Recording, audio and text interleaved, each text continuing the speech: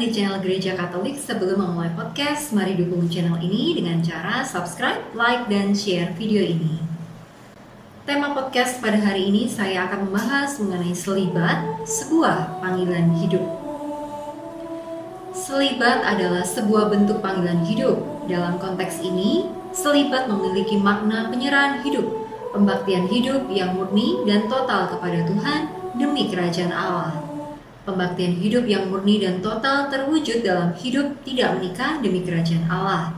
Hal tersebut menegaskan pada makna kanon 599 yang berbunyi, nasihat Injili kemurnian yang diterima demi kerajaan Allah yang menjadi tanda dunia yang akan datang dan merupakan sumber kesuburan melimpah dalam hati yang tak terbagi, membawa serta kewajiban bertarak sempurna dalam selibat. Tujuan dari hidup selibat dalam kaitannya dengan pilihan hidup yang dibaktikan adalah mengikuti Kristus secara lebih dekat atau presius. Semuanya itu karena motivasi yang didorong oleh kuasa Roh Kudus. Tanpa Roh Kudus, kehidupan selibat tidak akan tercapai dengan sempurna. Selain itu, tujuan hidup selibat dalam konteks hidup yang dibaktikan adalah persembahan diri secara total kepada Allah yang dicintainya. Jadi, selibat adalah sebuah karunia rahmat istimewa yang diberikan kepada seseorang yang terpanggil mengikuti Kristus secara lebih dekat. Nasihat Injil tentang kemurnian yang tidak lain adalah selibat diterima demi kerajaan Allah, menjadi tanda dunia yang akan datang dan merupakan sumber kesuburan melimpah dalam hati yang tak terbagi. Karunia rahmat istimewa yang diberikan kepada orang selibater secara istimewa pula membebaskan hati manusia supaya hatinya berkobar mencintai Allah dan semua orang. Maka pilihan hidup yang demikian itu merupakan tanda yang amat khas harta surgawi bagi kaum selibater yang membaktikan hidupnya bagi Allah dan kerasulan gereja. Kebebasan hati tidak terikat oleh siapapun dan apapun, karena hidupnya diserah baktikan kepada Allah menjadi bentuk solidaritas bagi mereka yang bernasib kurang beruntung.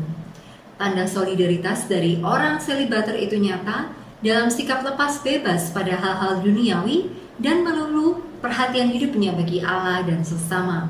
Di bumi Indonesia ini banyak orang yang terpinggirkan baik oleh karena hidupnya yang kurang beruntung maupun secara struktural terpinggirkan oleh kekuasaan.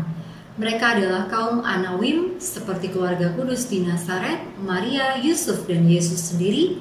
Hidup keluarga kudus di Nazaret selalu di bawah bayang-bayang tekanan penguasa sehingga berkali-kali harus mengungsi dan terpinggirkan. Mereka yang tergolong orang terpinggirkan adalah orang miskin, gelandangan, pemulung, kaum buruh dengan gaji rendah, dan lainnya.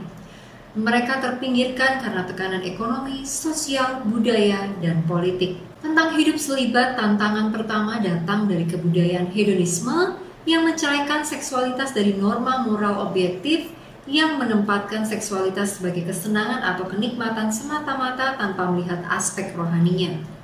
Hidup selibat di zaman sekarang justru memiliki sifat profetis bagi kebudayaan hedonisme. Hidup selibat menyajikan kepada masyarakat zaman sekarang bahwa teladan hidup murni demi kerajaan Allah itu menampakkan yang pertama, keseimbangan dan penguasaan diri, kedua bentuk solidaritas bagi orang yang terpinggirkan, ketiga, kematangan psikologis dan afektif. Oleh karena itu, kehidupan selibat atau kemurnian yang diperuntukkan bagi Allah tetap relevan dan memiliki daya tarik bagi kaum muda yang mendambakan kebebasan hati untuk mengabdi kepada Allah dan sesama manusia secara total dan utuh. Di dunia sekarang yang sering menimbulkan kesan bahwa orang sudah tidak melihat lagi tanda-tanda kehadiran Allah lagi, kesaksian hidup selibat semakin diperlukan untuk menegaskan Allah hidup di tengah-tengah umatnya, terutama mereka yang mendambakan kebebasan hati, terlebih mereka yang terpinggirkan. Dengan hidup selibat, mereka menjadi tanda hidup masa depan langit baru dan bumi yang baru.